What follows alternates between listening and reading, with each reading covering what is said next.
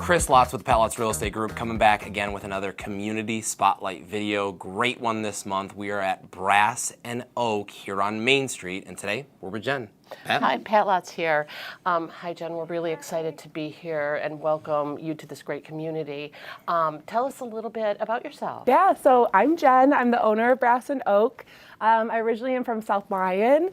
That's where I spent a lot of my time, you know, looking at magazines and that kind of stuff to get my inspiration. So then when I went to college, I went to school for fashion merchandising. And while I was in school, I did internships with showrooms that would come to like Livonia and like show boutiques, like the up and coming like fashions and everything. So I fell in love with that. Yeah. So when I moved to Chicago with my then boyfriend, now husband, I started working for a showroom in the Merchandise Mart, which was like a dream of mine, like when I was in school and stuff. And from that, I left like the showrooms and the Merchandise Mart to work for a designer that like designed and manufactured everything in Chicago. And that was where I learned everything. That's pretty exciting. Yeah.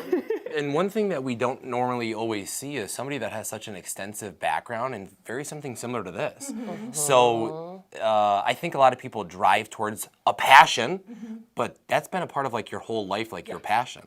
That's kind of cool, because we also have a lot of conversation where people say, yeah, I came from finance, hey, I came from this, I came from that, and I always wanted to do this. What a cool thing. You went to college for it, you went to Chicago for it, and you came back to still do it. Yeah. That's pretty amazing. Yeah. Okay, so tell us from Chicago and all that to where?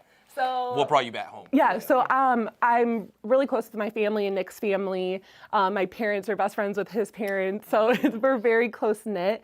So when it was time to like, when I started wanting to have kids, I was like, Nick, one, I want to travel, and then I need to be close to family to be able to raise the kids and stuff. Absolutely. So we went to Italy, came back pregnant. There you go, plans in motion. But during that time, I was in this like limbo land because we had left Chicago, and I was like, what next? Like, what am I gonna do like career-wise? Because I went from working for this designer in Chicago to starting my own showroom, like working with independent designers that were just all Chicago-based, hoping to like get them into like more boutiques like throughout the country and stuff like that. But then I was pregnant, and I was like, oh, all right, we're gonna change this. It's not gonna be a showroom, I'm not gonna do wholesale, I'm gonna do retail. So I was doing like pop-ups and that kind of stuff, and I was like, all right, 2020 is gonna be my year, I'm gonna do pop-ups, and then eventually I'm gonna like have a boutique. So I signed up. I had 2 events each month lined up for 2020.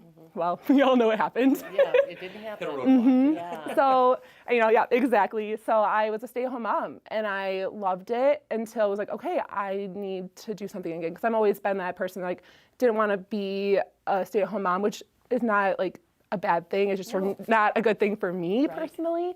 So I was like, all right, what's next? And I started working for a wholesale showroom again, but like for gifts and stationery and all of that, and kind of like put the dream of having a boutique on the back burner.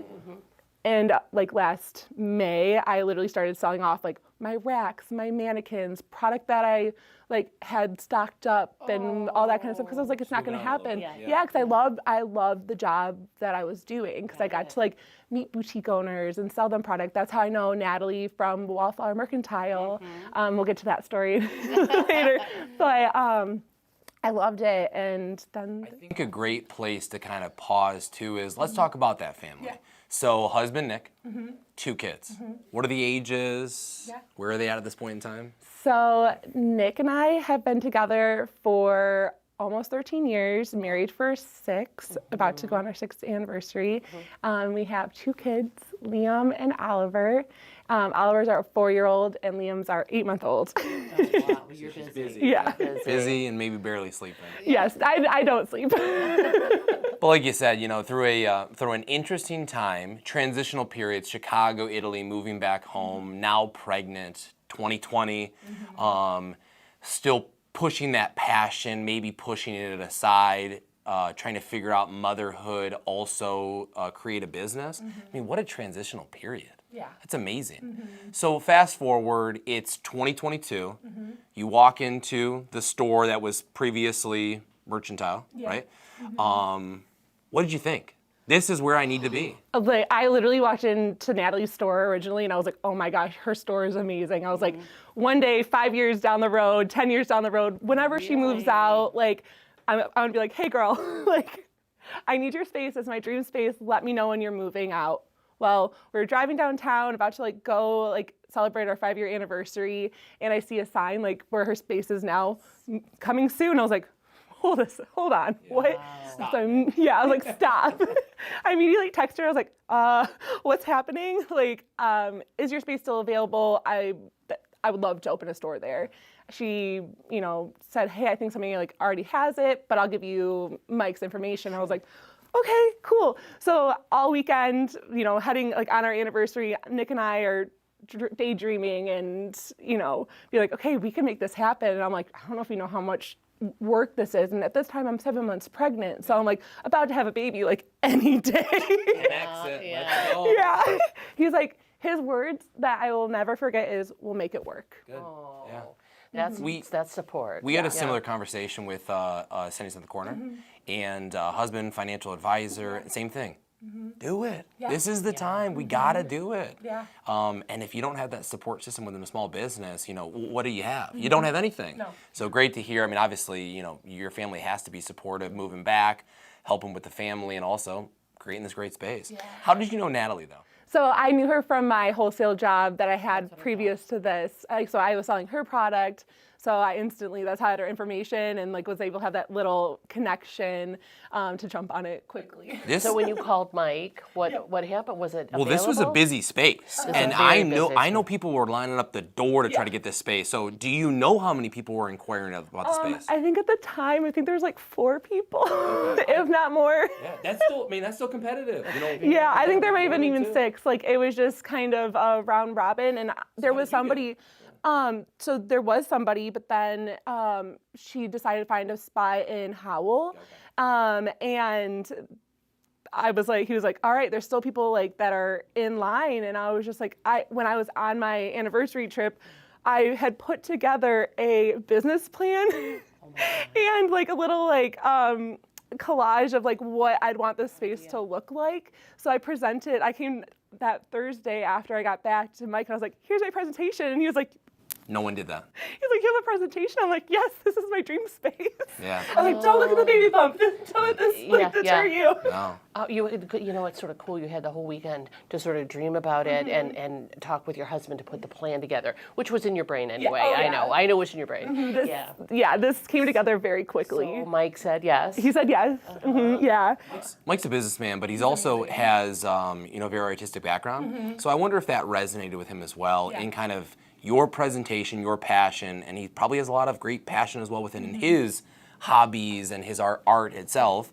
So I wonder if that was just, this is the one. Yeah. I think we just like connected, and then he met my husband, and we've become friends since. Very nice people. Very supportive, and I don't even have words because I'm so blessed to have him as a landlord. See, that was just meant to be. It just all fell into place. How long has it been? Yeah. So we just celebrated our 6-month anniversary with a ribbon cutting. So That was my next question. So tell us a little bit more. How's things going? I know. So it's been good. Everybody keeps on coming in like, I'm so sorry that you're opening during like all this construction, and I'm like, I don't know any different. Like, there's been so much support, not only with my own family, but through the community. Like, everybody's been so welcoming. That was my dream. Like, my whole life I was like, I want to be a part of a community, and I want to be supported, but also support other businesses. Right. And this downtown has been more than a dream, because it's actually happening. Yeah. Like, when I first was opening, Sunny's came down with a pan of muffins to welcome us. Captains would come over with pizzas. Do you want this pizza? We made too many. Like, you didn't make too many. Made me one specifically. Yeah. And that's, we've had a conversation with Captains on Main. Obviously, we've met Sunny's on the Corner. That's the one thing that we're kind of starting to see with these new small business owners is camaraderie, less competition and more collaboration. And I think that's so refreshing. My next question to you was, well, one, where do you live right now? Brighton? I live here in Brighton. Brighton, okay. And then I think another great question is, well, you know, why downtown Brighton for you? Because there's a lot of great downtown areas. Howell is, South Lyon is, but what was it for you for downtown Brighton? And I think a lot of that has to do with the foundations of the collaboration of those businesses. Yeah. I mean, walking into this, I really didn't know what the downtown was going to be like. But what landed us here was my parents are still in South Lyon, my sister's in Howell. Brighton was always, I don't know, I was always pulled towards Brighton. Even like when we came back from Chicago, like this like reminds me of like the Chicago neighborhood that I lived in. So there's just something that always drew me to this. It is. I mean, it's just really a great community, and a lot of things going on, a lot of great businesses. I would love to own a business on Main Street. She's been talking about owning a building for years. And Pat's an OG, Brightonian. She lived on Dillon Street, just outside of downtown. I am. So I've been around she always talk about transformation. I used to know it changed a lot. Oh yeah. What's your line? We used to ride bikes to the DNC. To the DNC, down Get a where pop. Saigono's used to be, which is now Natalie's place and Todd's. So yeah, we'd come down. There's a big candy center that's probably as big as this room, and it was so good. It's very cute. So cute stories, but Brighton's great. Yeah, and the end is, I mean, you know, there's light at the end of the tunnel for a lot of this downtown construction. I mean, it's coming along very, very well. Like you said, a lot of the businesses are still very much supported and embracing the community. So, you know, come far and wide, even with construction, people are going to come to you. If you have a great business, great product, then you will thrive. And obviously that's a testament to all these other businesses that are continuing to do that. What does the future hold for Brass and Oak? And Jen, we're not holding you to anything, but is there any kind of plans, second locations, evolution of the store? What does that kind of look like? Yeah, so my 5-year goal is to open another location that be like another location, you know, in Grand Rapids or like more of like a beachy town. Like that's like the dream. But I would also like to open like a Brass and Oak like baby, like a store that's just like maybe baby and specialized, you know, just like other like, you know, things to be part of the community even more. That's really cool. We'll call it, well, if it's the beach thing, we'll call it Brass and Beach. Brass and Beach. See us in Holland. Yeah. So. Yes, I love that. I love your store. I love your collections, and it's beautiful. You have really good taste. I said the same thing at Sunny's on Main. It feels like that boutique has been there forever. It feels no different than this. It feels like the boutique has been forever. You're a part of the community. You could have told me you've been here for 10 years. I wouldn't know any different. So, and I also do know the history of this, but when I hear other businesses talk about you and seeing the collaborative effort, again, you could all convince me that you have been here for 10 years. So I think a testament to the community, downtown Brighton. I love the new slogan, Believe in Brighton. Yes. Let's continue to do that. Oh, I like that. Thanks for having us. Thank you so much. Really I appreciate it. Yeah. And this doesn't end here. You know, it's to all the businesses downtown. You know, collaboration has to continue to happen through 2023, 2024, on and on and on. Thanks again for tuning in to another Community Spotlight video. Thanks to Brass and Oak and Jen. Tune in next time. See you in the next one.